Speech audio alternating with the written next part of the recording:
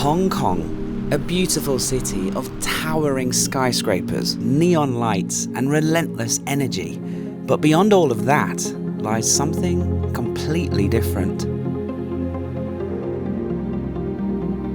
This is the MacLehose Trail, exactly 100 kilometers long. It cuts through the wild, unforgiving terrain of Hong Kong.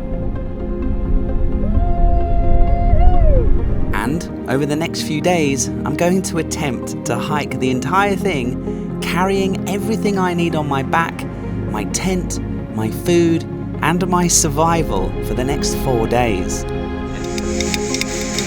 Yes! My goal is to cross the entire country east to west using the MacLehose Trail as much as possible.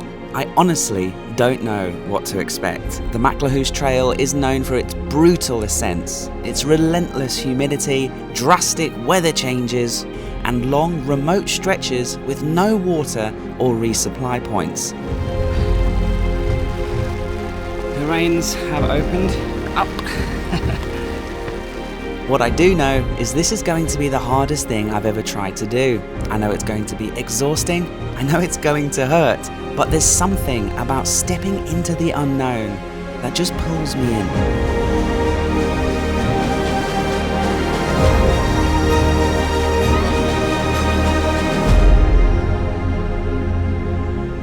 Let's begin at the start of the trail.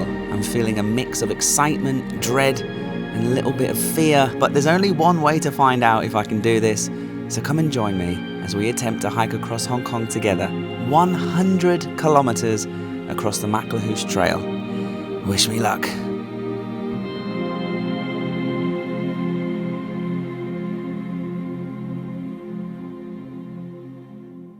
Well, there's no better place to begin than the beginning of the trailhead itself.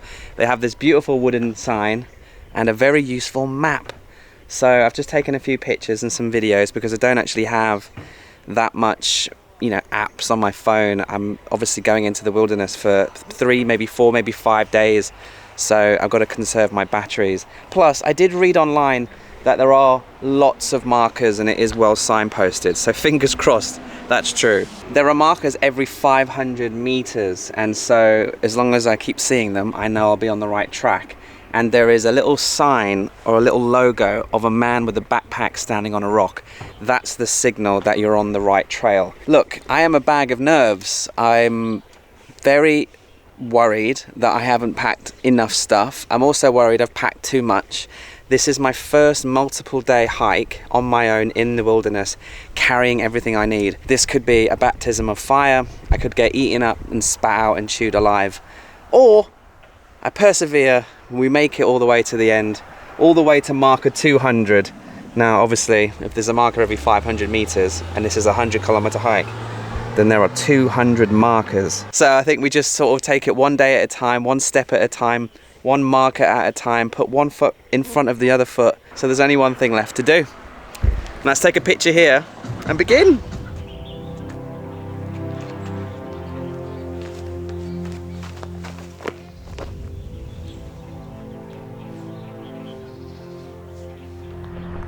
Okay, let the adventure begin. Anytime I've done a physical and mental challenge, I always try to stay as present as I can, and with these blue skies and 100 kilometers of unknown in front of me, even though I was a little bit nervous, my overall feeling right now was simple anticipation of what would be around each corner. Okay, here's a perfect example of why I think this trail is going to be relatively easy to navigate. So we're just at this little junction here. I'm not quite sure, should I go that way? Should I go this way? Basically, from what I read online, we just need to follow this guy. There might not always be a sign saying you are on the MacLehose Trail, but as long as we see this little fella, we know that's the trail. Guys, look, it's the first marker. I must have missed the first 2, but this is number 3. So look, this is what we're looking for every time. MacLehose Trail, section 1, distance post. So this is every 500 meters. So we've done 1.5k already. and then it gives you some information, I think, like a map reference, a website if you get stuck. So this little fella, we're following him. This is so much fun. I feel like I'm on a real quest. A real proper quest here in Hong Kong. There's still taxis. People are getting dropped off further up the trailhead, but that's because there's lots of trails. And there's obviously the reservoir, there are beaches, so there's loads of stuff to do in this part of Hong Kong. But I had to start from the beginning, and I must, fingers crossed, make it to the end.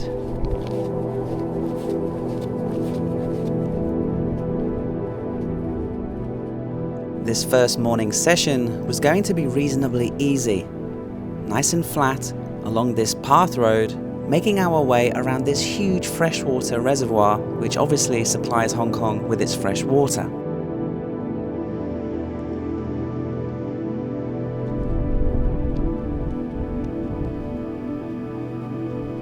And after a while, it was time to sit somewhere, enjoy the views, and have our first snack on this trail.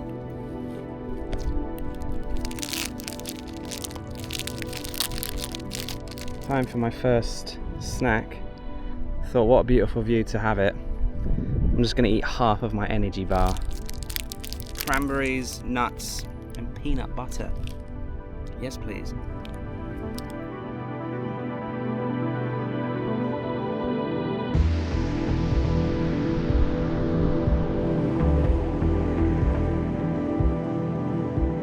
One thing I didn't expect to see, which I'm seeing quite a lot of, is giant eagles. There are two soaring around me, head height, using the thermals of this draft of the angle of the dam. Not sure if they're hunting for fish, mice, or if they're just flying around hanging out, but it's so still, it's so quiet, and with the eagles chirping, you can hear them. It really is like, whew, beautiful, isn't it? Hong Kong is gorgeous. Yeah, I was blessed to have such good weather on the morning of day one. The sun was out, and these super helpful distant posts were every 500 meters leading me the right way as it leads us deeper into the wilderness and closer towards quite a bad smell.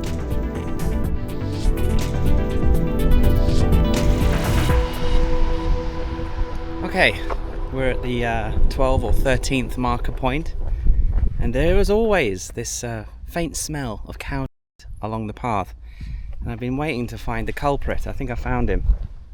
You alright? You having a nice day? It's lovely weather, isn't it? We're still walking past taxi after taxi after taxi. I don't know where they're all going. They're all dropping people off somewhere. I bet there's a really nice beach town or something along the way. But so far, it is beautiful. Yeah, this rugged coastline section of the hike was turning out to be absolutely beautiful. And as I passed each distance post and each herd of cows and each group of ginormous stinking cowpats, I slowly started to make my way around the reservoir. Even though I was still following the road at this point, we were surrounded by birds, the distant sound of crashing waves against the rocks, and after a few steep hills, we made it up and around the reservoir to the beautiful dam. Hello, are you friendly? I've seen a lot of YouTube videos recently of mainly tourists getting mauled by buffaloes and elephants and all sorts of animals, including cows. So I'm not gonna risk it. Okay, we made it to the dam, and I think I know why all of these taxis have been coming here this whole time. Because the view is absolutely outrageous. I was quickly realizing just how beautiful this MacLehose Trail was going to be. This beautiful engineering marvel was built in the 1970s to combat against the city's water shortage. Those giant concrete blocks you can see, they're designed to break the powerful waves and protect the city against typhoons. It might have only been 1 kilometre of the trail, but my God, what a beautiful kilometre it was.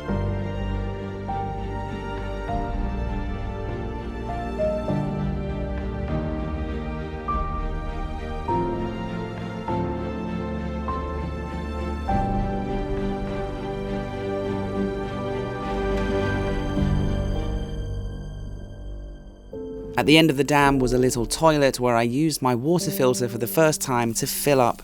Very important to stay hydrated during a very hot and dry part of the hike. And then it was time to head up and over the reservoir and towards the coastline once more. And this is where things were going to start to get even more scenic. And oh, there's a beach. Look at the colour of that water. Beautiful.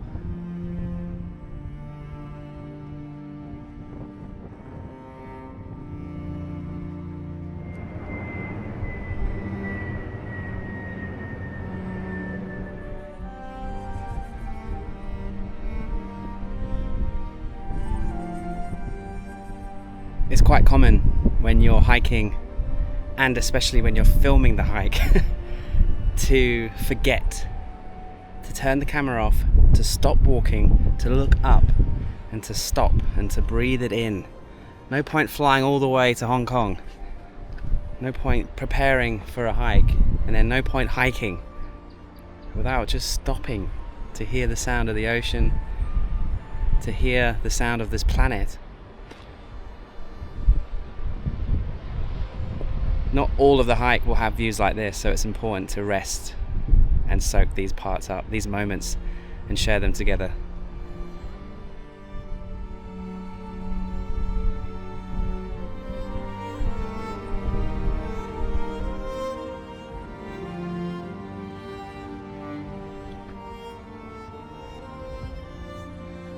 The MacLehose Trail is split up into stages, which is good for a few reasons.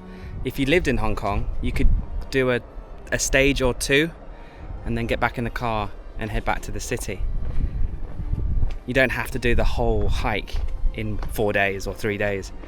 You could take it slow, do a stage in the morning, a stage the next day, or do stage 1 and 2, or do 5 and 6, and just break it up. So that's stage 1 complete. Our first hikers. You never normally know until the end of a hike which part was the highlight, but I can tell you right now, this was the highlight of stage 1 at least.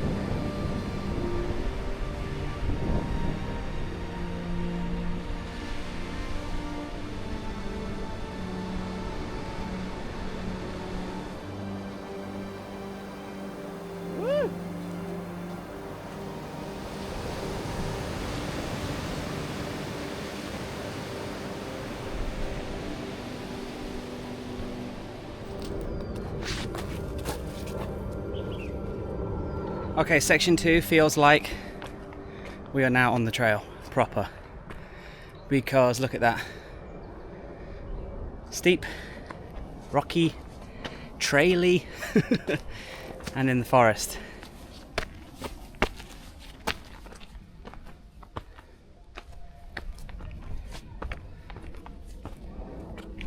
Whew. Just about to finish the first big climb. I'm sure you can hear the planes. This section of the hike is directly underneath final approach for Hong Kong, which, by the way, you're going to want a window seat for. Absolutely incredible landing. These hills, by the way, I know this is early days to say something like this, but these hills, this is when I'm in my element. I got strong legs and I got quite fit before this hike. Obviously I prefer the flats, but they can be quite boring. But it's the downhills that I don't like. Believe it or not, and fellow hikers will back me up in the comments, I'm sure. Downhill, the impact, bang, bang, bang, bang, all the way down.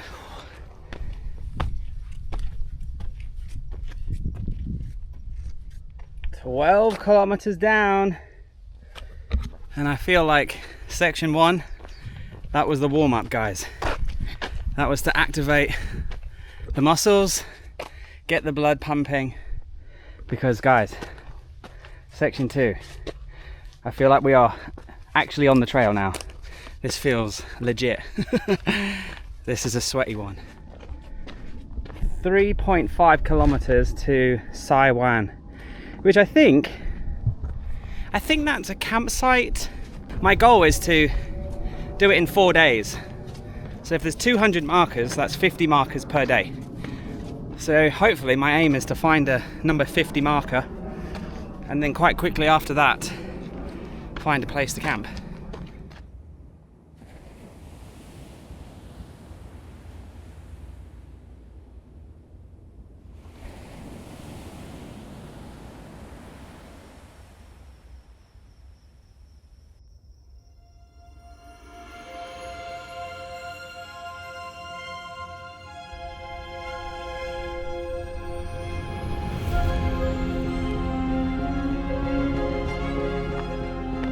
After another hard hour or so of going up and down and up again along this gorgeous rugged coastline, I just kept positive, one foot in front of the other, one marker after another, and we were slowly making our way towards the 50 marker point. And I was feeling really strong and really empowered, except there was one issue, and it was quite surprising actually. Believe it or not, this is the most hardest section for me. I don't know what it is about slanted slopes. Like, look at it, it looks absolutely fine. It looks like a walk in the park. But this is just agony on my knees, like sharp pain, sharp pain. Like going uphill, I feel strong, powerful, like an ox. On the flats, I glide like an eagle. But then, when I'm doing these little downhills, I turn into an old granny with a Zimmer frame. Ooh, ah, ooh, ah. At the bottom of this hill was a small little fishing village, extremely remote and home to 1 or 2 restaurants and a place to refuel for drinks and maybe even a bowl of rice or noodles. But since I had all my food and supplies, I kept going and pushing along through a few other little towns and villages along this gorgeous coastline. There were a few moments I wasn't sure if I was on the right track, but those trusty signs kept showing me the correct way to go. I absolutely could not have done this hike without these signs being nearly every few hundred meters or so. We're still on the right way. Along one of these beaches, I knew there was a campsite. I wasn't quite sure which one it was, and in between each beach was actually a quite steep climb. Looks like we're gonna have to hike all the way along the beach, up the mountain, over the mountain, and down to the other side. So I was hoping that the campsite was going to be coming up relatively soon. I was starting to get fatigued. My knees were killing me.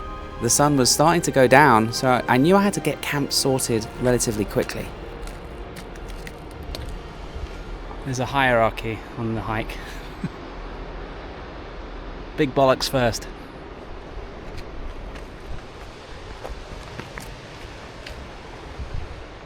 I think he wanted me to go ahead of him.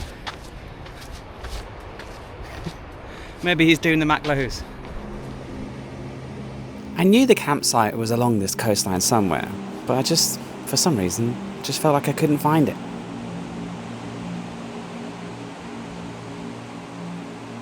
I kept following the distance markers, and I kept going along the coast, beach after beach, up mountain after mountain, and I saw people camping. And in between each bay, there was a beautiful viewpoint, and I would catch my breath, check my map, and realize I have no idea where the campsite is going to be. I knew it was on one of these beaches, just didn't know which one. But to be fair, it didn't matter. Look how beautiful this place is. The only thing that did start to fatigue me was my knees, especially going down. I tried turning around and going backwards. That's interesting. The legs are the strongest part of my body, by a mile. So that's frustrating. On this beach I was vlogging away, and I even pointed at this sign, which you can clearly see a campsite logo on it. But for some reason I'd missed it. I was too busy talking and complaining about my knee pain.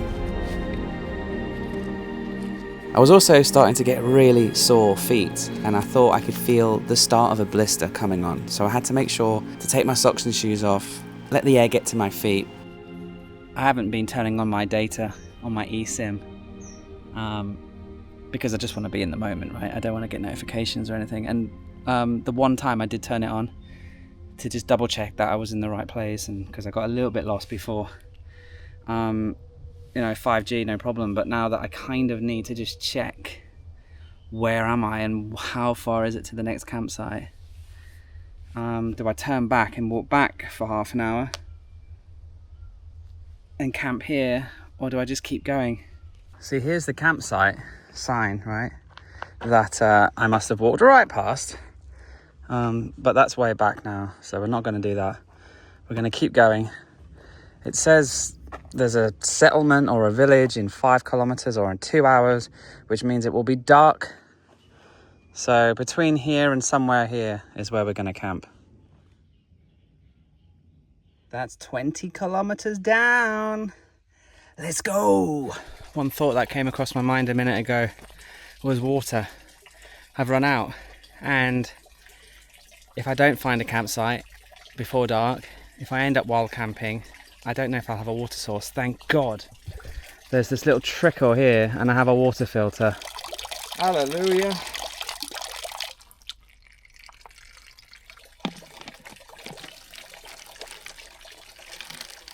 This feels like a good time to say that during my research I read that the tap water in Hong Kong is safe for human consumption, but along the hike and in the wilderness it's mainly just for washing your hands and things like that. So a lot of people bring water filters, and I managed to get one in Hong Kong.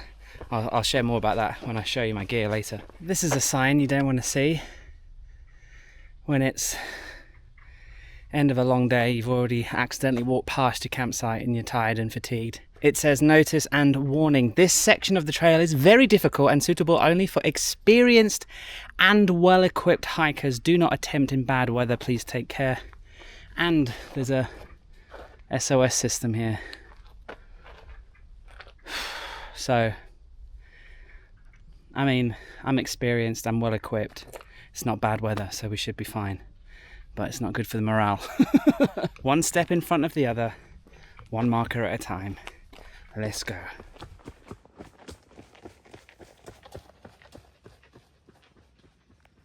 What the fuck?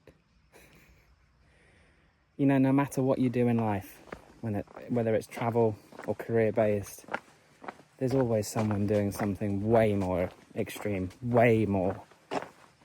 I mean, I'm hiking the MacLehose Trail with everything I need in my backpack. Sense of adventure on full, activity mode, boosted. And then we get overtaken by a little Chinese lady running the MacLehose Trail. Actually, trail running this trail, I think the record is around 11 hours. So this is going to take, hiking-wise, 4 days, fingers crossed. And the fastest person to do it running was just over 11 hours, I believe. Okay, I think I found home for the night. There's a beautiful little flat area here which I could camp in. Just trying to see if there's a source of water. There's a couple of things over here. Let me see what that is. What have we got in here? That's locked. There's water. Female toilet, male toilet. This is where we're going to camp tonight, guys. Let's get unpacked.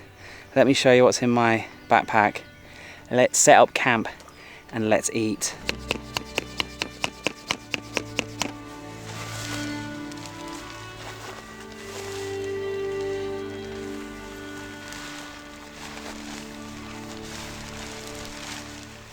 Okay, that took me way longer than I want to admit, but that was my first time. It's definitely not like at all pitched correctly.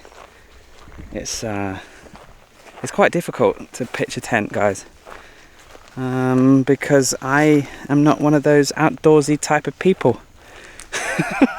Believe it or not, I'm the kind of guy who hikes through the mountains, through the wilderness, and then has a nice hot cup of tea and a cold beer in a cabin, and then sleeps in a dorm room or a private room with the aircon or the heating on. So this is a new experience for us. So I just hope it doesn't get blown away in the wind. I hope there isn't any wind, and I hope it doesn't rain, and I hope I don't have to test if it's waterproof or not. Okay, welcome to Paddy Doyle's camping in the middle of Hong Kong cooking show. This will be a lesson for all of us, because I've never used this cooking system thing before. So I've gone for the Italian pasta bolognese as my first meal. Gas, ding, gas lighter thingy, spin it on.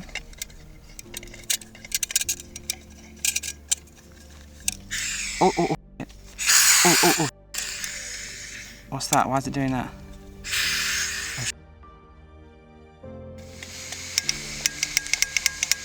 Nothing's happening. Nothing's happening. What's going on? Why is it sissing and then not lighting? Oh, it smells bad. Okay, let's think. Paddy, think. That opens the valve. So let's close the valve tightly. And then let's try that again.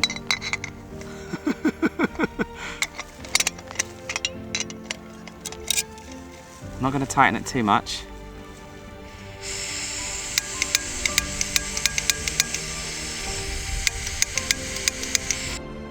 What's going on? Turn it. Okay, gas is coming through. Light it. Yes!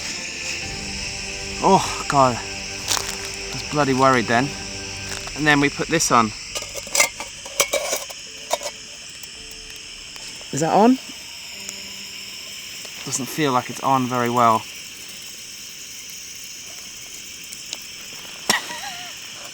That will have to do for now. Let's add water. Oh God.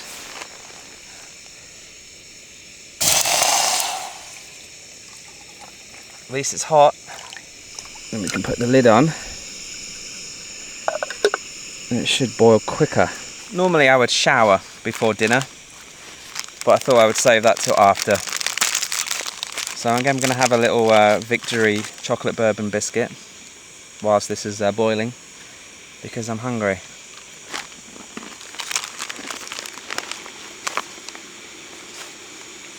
Looks weird. Oh. Oh!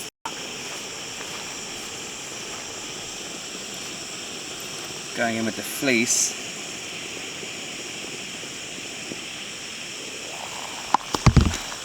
God, that turned off. And then, what do we do? This is so scary. Sorry for my language. What do I do? How do I get this off? Okay, whew. Okay, water goes in. Gonna give it a little mix. Close it so it cooks nicely.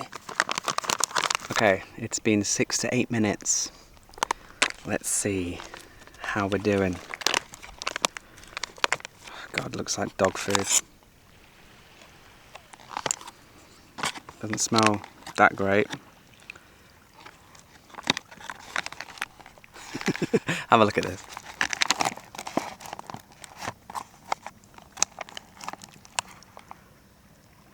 I mean, it looks alright. It'll do. It's 1,000 calories that are much needed. In fact, I wish I hadn't opened those chocolate bourbons because I just want to eat the whole packet. but they've got to last me the whole time I'm on the trail. Okay, taste test. Oh, shit. Just dropped some on the floor. On the positive side, it's hot. And it tastes like spaghetti bolognese if your 4-year-old kid made it. There are very limited options in Hong Kong. This was the only brand I could find. Adventure Nutrition. And I suppose, look, that's all we need. We need nutrition on a 4-day hike. We don't really need packed full of flavour. Maybe the other ones are better. This one's fine, it'll do. It's 1,000 calories, it's carbs, it's proteins, it's warm, it's gonna fill me up. I just wish I could have a glass of red wine with it. Starts to taste better actually, the more it infuses with the water. I'd say camping is not as glamorous as it might look on Instagram. It's quite uncomfortable, difficult, you cut yourself, you smell, it's dirty, and the food you make nearly blows your head off and then tastes pretty mediocre. But that's why we do stuff like this, right?